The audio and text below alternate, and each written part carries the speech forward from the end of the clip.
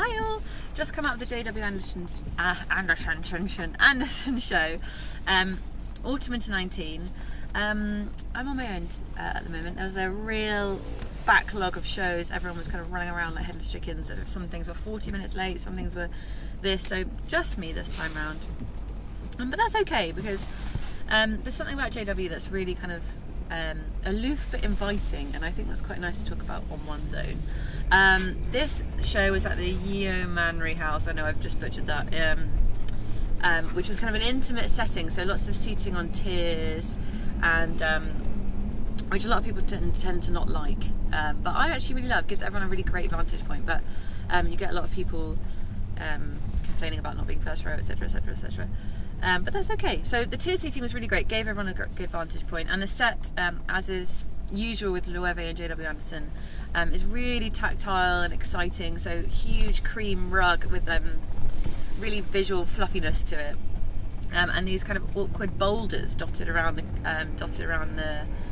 I'm going to say quad because it was a perfect square.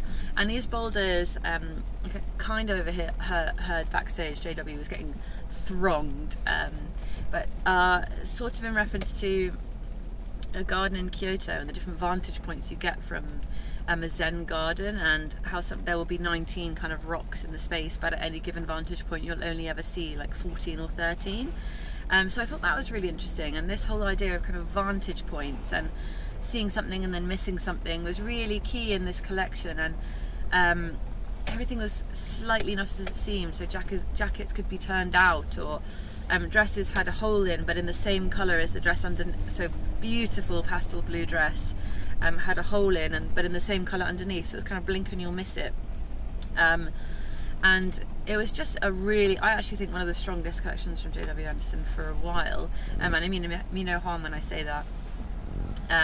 There were wonderful shoes, either great beautiful black stilettos with a bit of tulle at the back, or these wonderfully witchy zebra pointed flats, and that combined with these flowing gowns was just a fantastic mix of kind of awkward and elegant. And actually that's pretty much prevalent throughout the whole collection, this awkward elegance. It was stunning, but also something there that makes you feel a little bit on edge or a little bit uncomfortable, and I love that about JW's clothes. Beautiful colour palette as well, lots of blues and acid yellows, and then lots more monochromatic as well.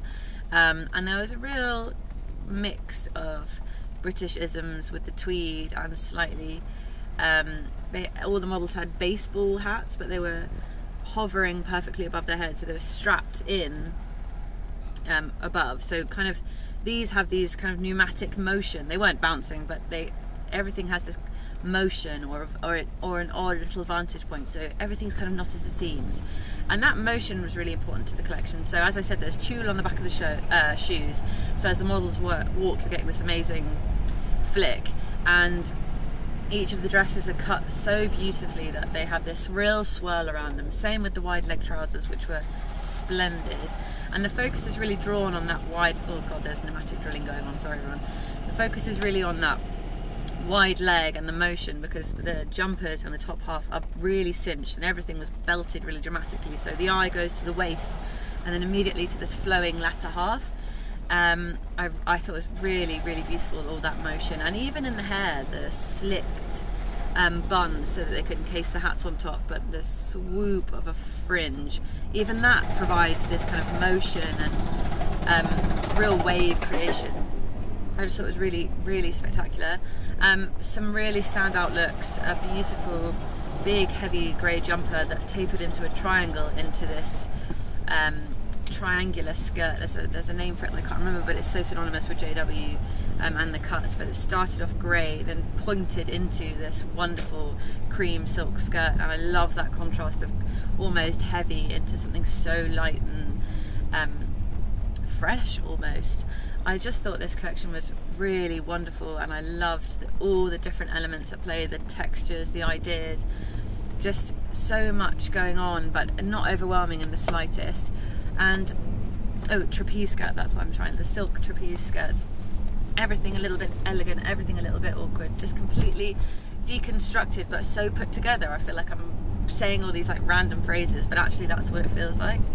I was just thoroughly impressed, and compared to last season, this for me feels like a huge step into what I really love about JW. I must mention this one look, which was, there's quite a few versions of this look, a grey dress, relatively straight neck, cut basically kissing the body, was so beautifully done, the slight line just under the rib cage, and on the hem and on the shoulders there was a thick material threaded through, so literally loop threaded through, and really dramatic, so a really big running stitch almost on shoulder and the end, and to me that reminds me of really early JW Anderson, and I was so excited to see that, and I thought that was one of the most outstanding looks. I was really like, when it came out I was like, oh my god. But yeah, the running stitch and just the beautiful way these fabrics kissed, I was thoroughly impressed. I loved the set, the casting, the music was fantastic. It was just a really great show, and I'm really looking forward to seeing